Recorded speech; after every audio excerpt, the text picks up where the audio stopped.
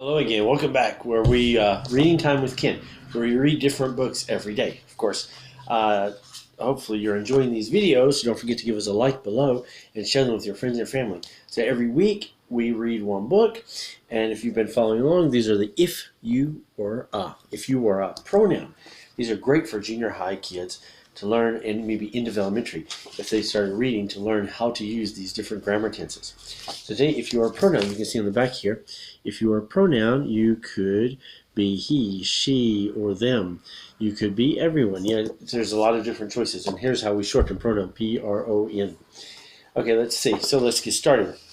If you are a pronoun, what would you be? If you were a pronoun, you could throw a party. You would invite, you could throw a party. You would invite me to him and her, and them and us. Yes, you can invite him, her, them, and us. You would invite everyone. Yeah, everyone's also a pronoun. Here, come one, come all. You would say, we will have a terrific time. Yes, so one, all, you, we. All pronouns. So if you're a pronoun, here we go. Here's some explaining. If you're a pronoun, you will replace nouns and take the repetition out of sentences. That's right. Recently, I was explaining to one of my returning students. Yes, if you have something like this in her book, she has a 6th grade book from America. She has to figure out how to change it. For example, you would never say, this would be weird in America, say, Jesse put Jesse's backpack in Jesse's locker. Then Jesse went to talk to Jesse's friend. Wow, it's a lot of repetition. That's what they said. You could replace the repetition. So, of course, in her book, she had to do like this.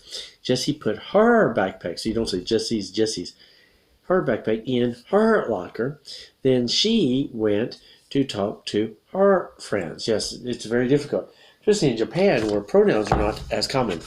Maybe if you're studying Japanese, if you're not Japanese and you're studying Japanese, you understand Japanese has pronouns, the Japanese language, but they're not really used from the context of the sentence, they guess. So this is very difficult for Japanese to understand because they would just leave out these words.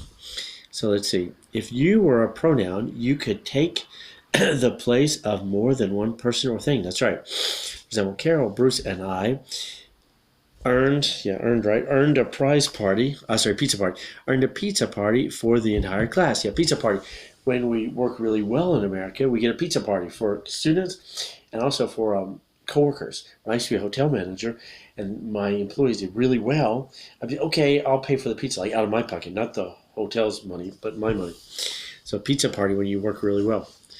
My math teacher in junior high school, for example, he used to teach us in the summer for free. He would give us a free pizza party after 3 hours of teaching. So we earned a pizza party for the entire class. Yes. Carol, Bruce, and I, you could change to, of course, we. Here. Or here, for example, Frank and Dylan each ate 3 slices of pizza. So instead of Frank and Dylan, you could say they. They each ate 3 slices of pizza. Remember, you should say who they are before that sentence. Don't just suddenly say they. The pronouns are to replace repetition, but don't just suddenly say they. Of course, and by the way, each is important here. If you say something like they ate 3 slices of pizza, it sounds like they shared 3 slices of pizza. When we say they each ate 3 slices of pizza, 3 slices of pizza, 3 slices of pizza. They each ate. Okay. Let's see. Here we go. Oh, if you were a pronoun. If you were a pronoun, you could take the place of a person or a person's name. You would be a personal pronoun. That's right, personal pronouns. For example, Mrs. Jones handed out the test. Mrs. Jones handed out the test. Instead of Mrs. Jones, you could say she. She handed out the test. Yes, if we know who she is, yes, she's a teacher. Here we go. Brian was nervous for the test. He was nervous for the test. Yes, you could say he. So if we know who Brian is. Okay, let's see. So next, page 10. Oh, there's my school bell. Okay, if you were a pronoun, you could be possessive. Possessive means to own something. Possess. I possess this pen, or I possess this calculator. Possessive. You could be a possessive. You would let people know that something belongs to someone or something, yes. For example, Sparky lost some of his teeth. Yeah, he lost some of his teeth, you can see. I heard nowadays the tooth fairy in America. If you're my students, you know what the tooth fairy is, where when you lose a tooth, you put it on your pillow, and then you wait, and the tooth fairy will visit you in the middle of the night and buy that. They need that tooth for their special magic, and they'll buy it from you.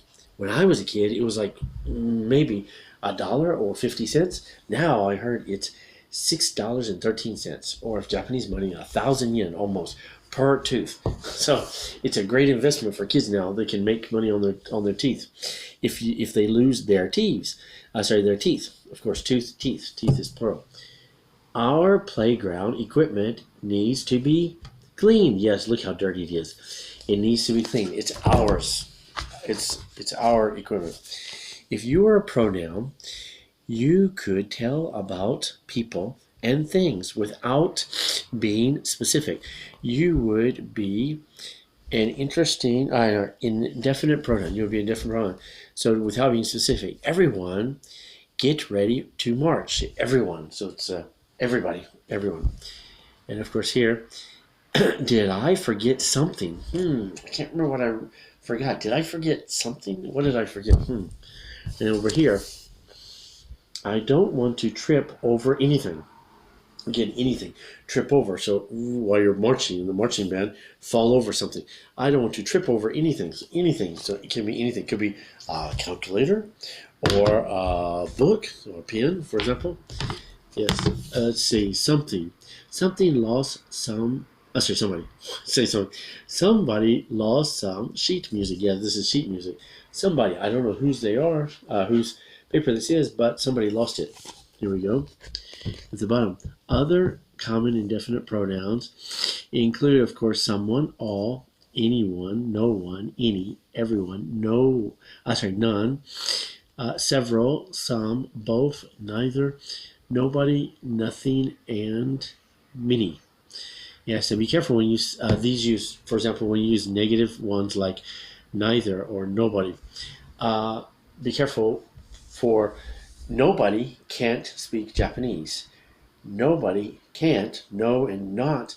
So negative makes a positive. So nobody can speak Japanese means everybody can speak Japanese. So be careful about those kind of double negatives. Okay, let's see. Next here.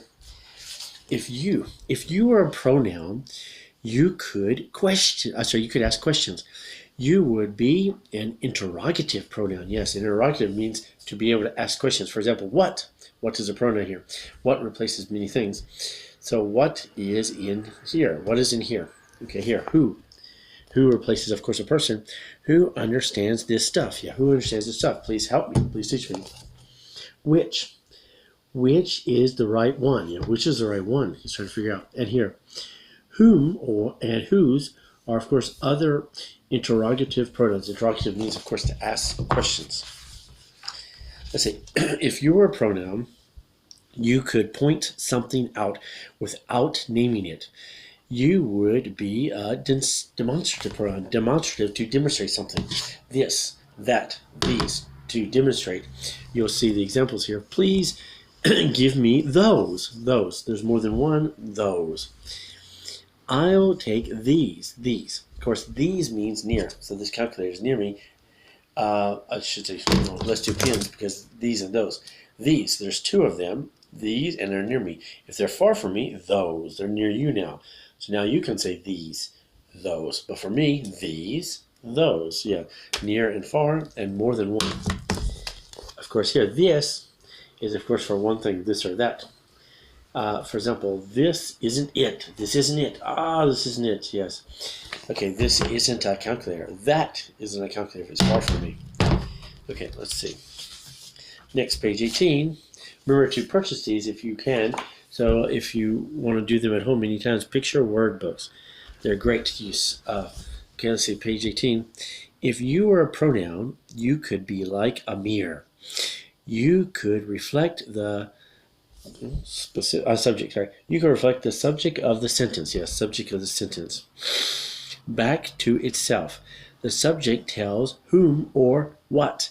the sentence is about. Yes, as we say, SVO, subject, verb, object. The subject tells what it's about. For example, reflect back to yourself. You'll see the examples.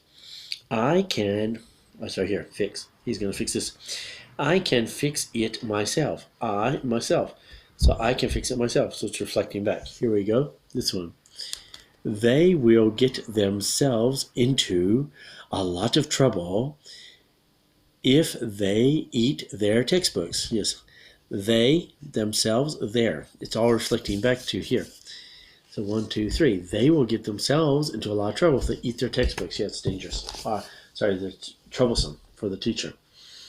If you are a pronoun, you can emphasize the subject of the sentence. For example, here, the principal herself decorated the set for the school play. You could also say the principal decorated the set for the school play. But when you add the herself, you're making emphasis. The principal herself decorated decorated the set for the school play. Yes, add emphasis.